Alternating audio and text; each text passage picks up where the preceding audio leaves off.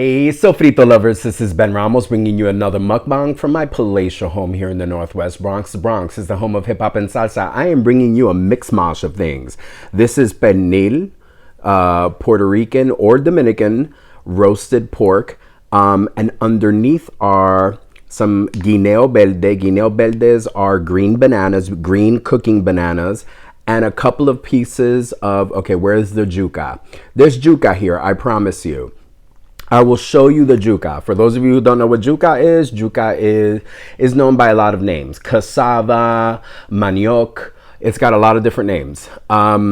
It's another one of those delicious starchy root vegetables that we eat in the Caribbean and throughout Latin America and West Africa and the world. Cassava, juca, manioc can be found anywhere. Buen provecho. Yes, green cooking bananas. Before bananas become yellow and sweet, they are green and very starchy and can be boiled and enjoyed like a savory dinner. I love guineo.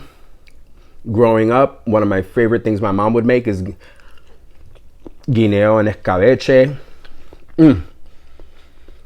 So frito lovers, please forgive me. I know it's been about 2 or 3 weeks. My Wednesday nights have gotten a little bit more complicated. That's why today is Thursday. It's Thursday night. I thought that yesterday, I'm going to have some of this pernil. If you're wondering what that brown sauce is on the pernil, it's actually bean broth. I'm one of those people that, let me go off on this tangent. I'm one of those people that I love pernil, but pernil can dry out pretty quickly, especially if you get it from takeout places.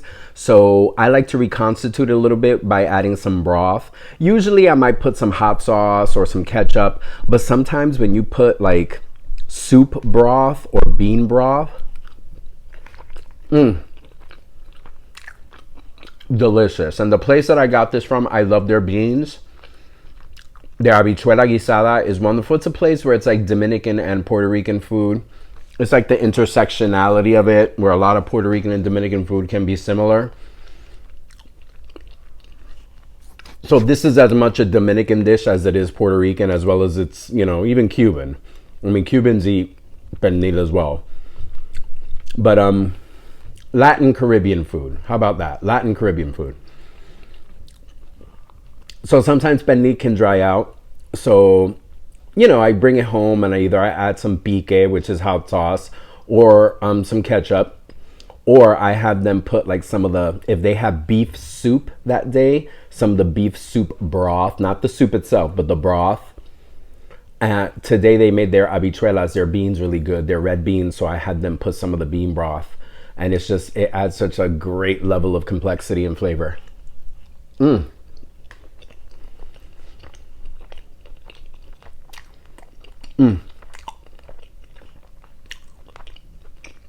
Oh, so good. Oh my God, the pernil is awesome. It tastes so good. Well seasoned, a lot of garlic.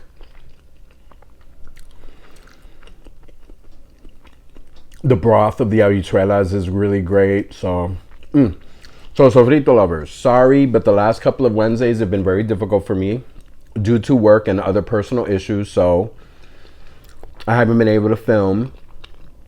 But this week I said I need to put out a mukbang. And if it can't happen on Thursday, it can't happen on Wednesday, it'll happen on Thursday, and it's happening on Thursday. So frito lovers, welcome, Thursday. And as you read from the title, getting the food today for this mukbang almost cost me my life. It's a bit of an exaggeration. So I walk into the place, Mirador. It's called Mirador, to get my dinner for you and for me. The place is packed. It's one of those restaurants that's really a takeout place. It has steam tables. It's all about ordering at the bar. They do have tables available for people to sit, but that's on the side and very limited. It's a place where you go and get food real quick and go home. I'm on the line, because if you've ever been to any of these fonditas in these places, there really is no structure or organization. You go up to the bar and you take your chances. So I was standing next to this wonderful little old lady who was ordering food, who saw I was wearing my work shirt and I was wearing my Puerto Rican flags. And she struck up like a 10-second conversation. She asked me if I was from Puerto Rico. I said, yes, I am. And she told me she's Dominican, but spent many years of her life in Puerto Rico on the East Coast. She says she lived in Carolina, which is kind of center east. But so she was saying, oh, you know, she's a proud Dominican woman, but she loves Puerto Rico. I was like, oh, beautiful. I love Carolina, which is true. I do. I have friends and family in Carolina. Municipality, small municipality in Puerto Rico. So she was ordering a bunch of food for people. This is a little old lady, by the way. This was somebody's doñita. Esta era una doña. A little old lady. For those of you who don't know, doña is a term of respect that you call an older Latin American woman. If it was a man, it would be don. Don, doña. They're ways of like saying sir or ma'am to people who are older in Latin American tradition. I was raised, you know, older women, whoever the older woman is, you refer to her as doña, as a sign of respect. That stuff is disappearing amongst these young people. I work with kids and I work with middle schoolers, teenagers, and kids in their 20s. And it's kind of funny how I'm noticing that's disappearing. Again, another tangent. The doña is ordering. We strike up a conversation. This Dominican dude walks in, loud and a little bit obnoxious, and he stands close to us. And as another server who was done serving someone else wanted to collect an order, she, of course, is like, ¿Quién sigue? Who's next?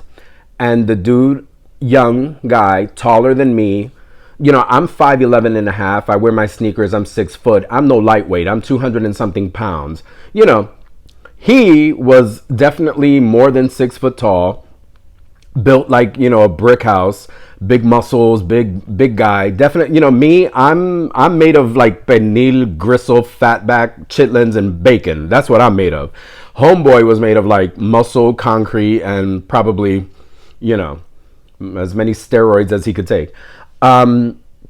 So when she says "Quien sigue," I, who have been there for a few minutes, you know, was about to speak, but he shouts over me that his order, and the little doñita turns around and told him, "Tú no eres próximo. Tú no eres próximo. You're not next." And she turns to the señora and goes, "Don't take his order." She says all of this in Spanish. "Don't take his order.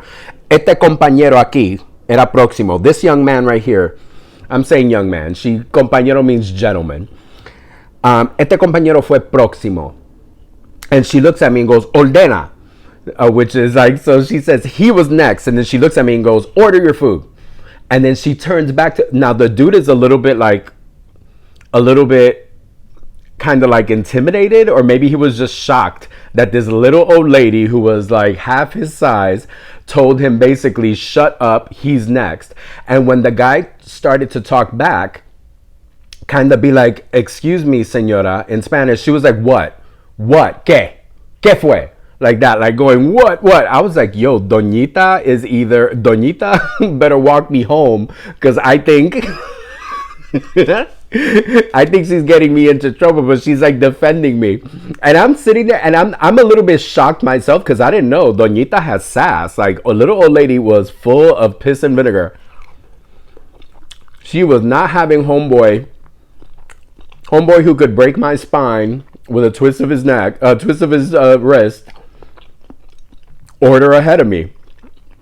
She was not having it. There were many things she was ordering and having, but she was not having it. And I just look at I'm shocked. I'm no wimp. I got a mouth, and I'll say some shit. I will. But I was just so shocked and taken aback. I am not Mr. Tough Guy by any means. Normally, I would have let it go. I'm like, I don't care. He wants to be rude. I've had a long day. I just want to get my food and go, do my mukbang, chill. I don't care. You want to be rude and jump ahead and be super thirsty. It's thirsty Thursday. You can go ahead. I don't care. But no, la doñita, somebody's abuela, somebody's grandmother was like, I'm not having this. He's next. And again, she looked at me, order your food. I was like, si, senora. Like, yes, ma'am. I ordered my food. He was still like, he was like, yo. I ordered my food very quickly. She turns around and starts preparing it. Then the next woman comes up and says, ¿Quién sigue? Like, who's next? And the old lady goes, Ahora tú puedes ordenar. Which is like, now you can order. And he was just, he was like shocked and laughing a little bit. I think we were all like, yo, abuelita does not play. La doña is not playing. We were all, I like seeing that he didn't argue with her and he wasn't at least, you know, he might have been rude and obnoxious, but at least he wasn't disrespectful. He didn't, you know, argue back or say anything. Because I've seen people talk to old people in the most reckless, disgusting ways. When I was a kid, if I was young and I spoke to an old person like that and my father or my mother saw me or heard me speak like that, the word is unalive, right? We have to use that word. They would have unalived me right then and there. My mother and father did not play. Be disrespectful to an older person. In front of my mother and my father, there would not have been enough of me to bury me in a tuna fish can the way they would have torn me apart.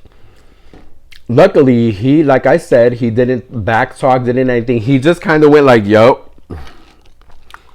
So when the other server came up and said, who's next? And she told him, now you can order. He was like, yes, ma'am. Very much like, si, senora. He put in his order. She paid for like all this food that she ordered and said goodbye to me and looked at him and gave him like the nastiest side eye and walked out.